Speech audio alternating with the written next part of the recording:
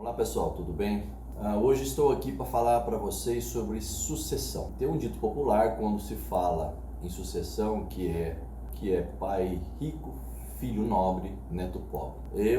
Durante esses 25 anos, eu tive a oportunidade de participar pessoalmente de alguns fatos tristes, que são pessoas que faleceram, sucessores vieram a assumir a propriedade, muitos se desfizeram da propriedade, muitos venderam, outras famílias, o pai faleceu, dividiram, não a maioria, todos ficaram mais pobres.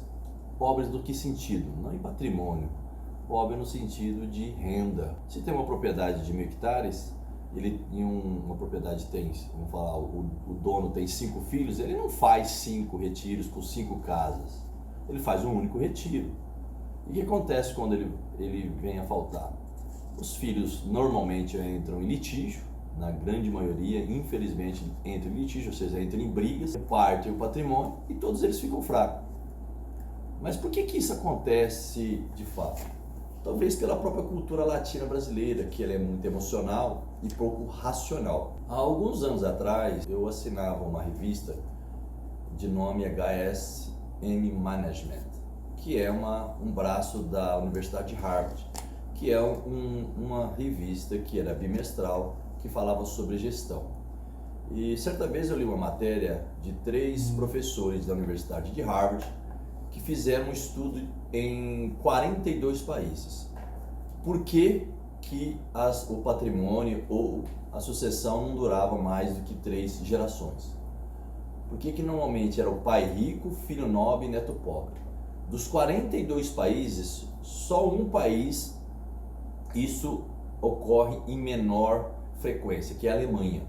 Porque a cultura alemã é o seguinte: o empresário, o fazendeiro, o que ele faz? Ele leva o filho para a cidade, leva para ele estudar, ele se forma, mas ele não vem para fazer a sucessão.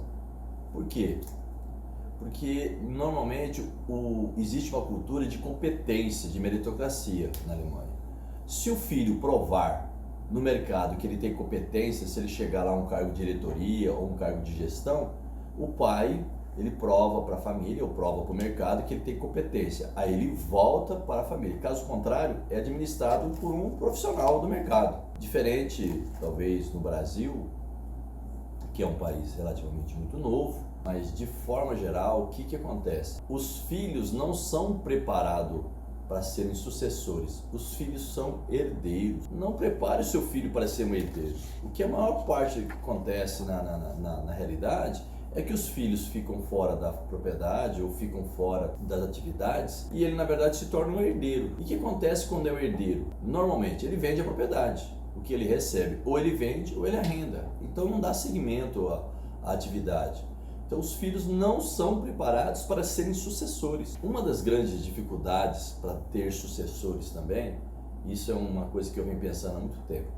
Um dos fatores é o fato que a pujança do agronegócio, seja da pecuária, seja da agricultura, ela se iniciou mesmo fortemente na década de 70. E o que tinha na década de 70, 80, até início de 90? O Centro-Oeste, especificamente, ele foi desbravado pelo CBT. Esse trator era um trator de motor Mercedes-Benz, que quebrava muito pouco, porém de difícil digeribilidade, ou seja, era muito pesado a direção, muito pesado a embreagem e muito ruim para cambiar, ou seja, muito difícil de passar as marchas. Mas ele por ser um trator muito rústico, muito bruto, vamos falar assim, ele desbravou o Centro-Oeste. Quem nasceu início da década de 70, acompanhou muito e viu muito de perto esse trator. Só que esse trator, por ser muito bruto, então era um trator que cansava muito, não tinha cabine, não tinha climatizador, não tinha direção hidráulica. Por tudo isso, era um serviço muito árduo, ou seja, um serviço muito pesado. Então, isso em todas as plantadeiras, todos os tratores, colhedeiras, elas não tinham cabines climatizadas. O sinônimo de agronegócio na década de 70 e 80 era um sinônimo de trabalho árduo. O produtor brasileiro tem muito mérito porque trabalhou muito, ele não teve sorte, ele teve muito suor. Então eu sou orgulhoso e defendo muito, porque o produtor Aqueles que conseguiram atravessar todas essas crises estão hoje colhendo os frutos, foram profissionais ou foram trabalhadores que trabalharam de sol a sol muitos anos, ininterruptamente. Esses produtores lá na década de 70 que estavam lá ou saiu do sul migrando aqui para o estado de São Paulo, Paraná, Santa Catarina e Rio Grande do Sul, vieram para o centro-oeste, por exemplo, ou para o norte do Brasil e foram desbravando esse centro-oeste, o que ele fez com os filhos? Como era um serviço muito pesado, ele criou esse estigma para os filhos, que era um serviço muito difícil, de pouca lucratividade. Então ele quis que o filho se tornasse doutor. Doutor, quando digo advogado, dentista, médico, menos ser o sucessor. E o que acontece? É claro que não é regra geral, mas uma grande maioria desses filhos de grandes produtores ou médios produtores, eles saíram fora da atividade e foram viver a vida deles. É claro que não perde-se o laço por completo, mas ele perde a vivência, muito deles perde seu amor, porque ele vai viver uma outra vida. No Brasil, nós estamos realmente vivendo um momento de transição, e talvez agora, nesse momento, especificamente 2020, talvez o apelo, porque o agronegócio está aí na mídia, as pessoas estão despertando com um interesse maior para voltar para o agronegócio, mas não porque está sucedendo uma propriedade, mas sim porque a atividade está sendo economicamente viável. Falando de sucessão como um todo, a gente tem que clarear na mente, eu acho que o que é importante para o proprietário, para o produtor, para o dono de uma propriedade e para os sucessores.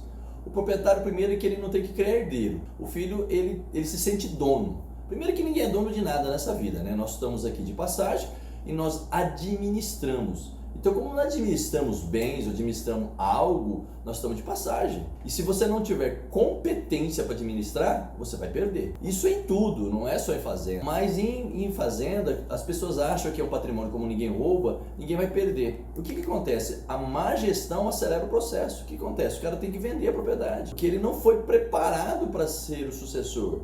Ele não foi instruído para ser o sucessor. Muitos se tornam profissionais e vêm e esquece tudo daquilo que foi feito pelo pai. Ele quer implementar a tecnologia, ele quer implementar toda uma mudança drástica, e o que acontece? Como ele não conhece da gestão de propriedade, muitos quebram. Primeira solução para você diminuir os riscos, transmitir todo esse patrimônio, transmitir todo esse legado, para que de fato a propriedade ela tenha de fato um sucessor. Primeiro, se você tem 1, 2 ou 3 ou uma filha, 2 filhos, é realmente trazer eles para dentro do negócio ou fazer sempre uma reunião e pontuar se eles realmente querem tocar aquilo. Se eles não quiserem tocar e o patrimônio for maior, o que tem que ser feito? Tem que ser feita uma transição.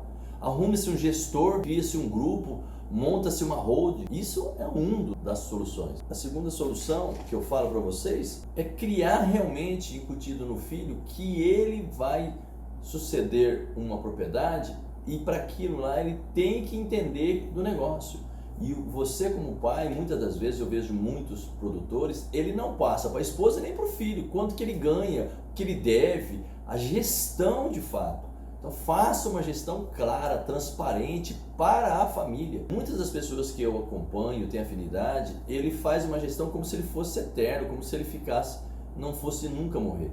E isso é um problema, porque muitas das vezes acontece a pessoa acidentar, acontecer uma doença e a pessoa falta e a família entra em dificuldade, porque só ele sabia como negociar, só ele sabia como fazer a gestão dos negócios, só ele sabia fazer a negociação, só fazia a organização financeira e não participava para os filhos. É claro que existe exceção, que às vezes o cara falece mais cedo e tal, mas eu estou falando sempre pensando no pior cenário, e é assim que a gente tem que fazer a gestão. Se acontecer de pior, o que vai acontecer com a minha família? Então faça uma gestão clara. O que existe nesse meio ou no ser humano é sempre muita vaidade e o medo. O medo faz com que as pessoas, às vezes, elas omitam as informações. A vaidade de não compartilhar, ou por achar fragilidade num momento de dificuldade financeira, ele quer se mostrar forte. Ele não compartilha com a família a dificuldade, ele não compartilha do mesmos desafios, então vive à margem os filhos, e isso é muito perigoso. A terceira solução, que eu acho que é o mais importante de todo, é mostrar, criar para o filho o interesse que aquilo lá é lucrativo, que aquilo lá tem valores, que o agronegócio é uma atividade saudável, que ele pode ser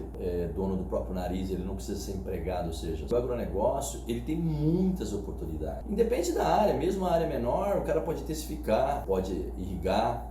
Então, assim, tem um apelo muito mais, vou falar assim, de simplicidade, de amor à terra, de natureza. Então, assim, é um ambiente saudável. Crie para os seus filhos esse ambiente para que eles possam gostar de fato, porque mais do que é evidente que se não tiver resultado financeiro, nada vai perdurar. Não adianta falar que o filho gostar lá da árvore, gostar da água, gostar dos animais, gostar de um pasto, gostar da agricultura, se aquilo no final não resultar em um resultado financeiro positivo que seja atraente. Mas é importante sim fazer com que o filho faça aquilo com amor, porque sem amor nada se constrói, ok?